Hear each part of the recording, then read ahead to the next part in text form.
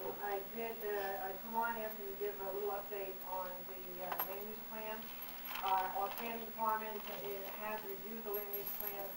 They have created a first draft of land use plan. They are now at the point where they are just about ready to make that public, put out a second draft.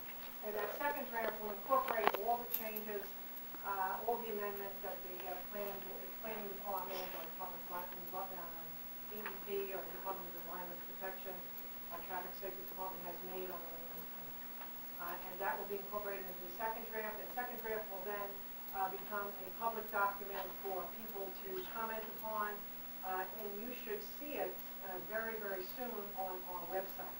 So you'll be able to comment on the land use plan, which is exciting. And in the land use plan, by the way, you know, this is a substantial document, so we're looking at the economic analysis that we're working with Eric Alexander, Vision Long Island, Cameron Engineering.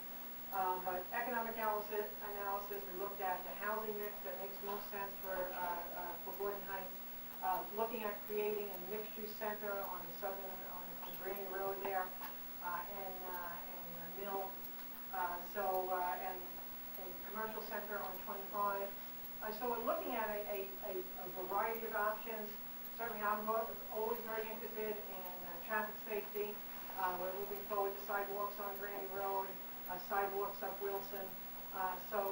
These things, many of these things you should see as soon as the weather begins to get warmer, particularly those sidewalk projects will start this year. So that's exciting. One of the things I learned the hard way, usually we learn the hard way, with the Middle Country Road land use plan is we do need those short-term goals. And so we need those small steps that the community can say, yes, we're making progress. You know, sometimes things take, the bigger items take a longer period of time to come to fruition, particularly when you're dealing with layers of government and bureaucracy that those layers of government involve. So the larger pieces of this puzzle sometimes take years to put in place, as Bishop Hale knows. We just had a meeting with Bishop Hale today, and that is certainly a source of frustration for me. But we are making, I can say very, very honestly, we are making enormous progress now in the county budget. We have a new planner, new commissioner of planning, Tullio Bartoli, who's Irish. And our supervisor is very, very supportive of moving those good projects through the process. And we have really given our planning department marching orders. And so, you know, we're going to see changes happen more quickly than they have happened in the past. And that's, you know, very exciting to me. I'm an enormous advocate of something that Eric has worked on for many years, and that is smart growth and creating pedestrian-oriented communities. I think that's something we need to move forward on Long Island. We need to create that sense of community. You know, there's places for the kids to go. One of the things I have argued for many years, and I am a teacher at Long Island High School also, is that, you know, our young people need positive things to do. Very often, either as in my past civic life or as a town council person, when you're looking for places for teenagers to be, it's like the new noxious use. Nobody wants it. Oh my God, the kids will be here. You know, the kids will come. That's the point. We want the kids to come. We want the kids to come to the centers. We want them to be in a place where there are eyes there.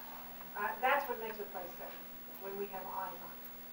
You know, if you're creating a park where, you know, there's no houses looking upon it, or there's no activity there, unfortunately, that is an open door for the kids to get information. So we want to welcome them into the community, into the centers of our community.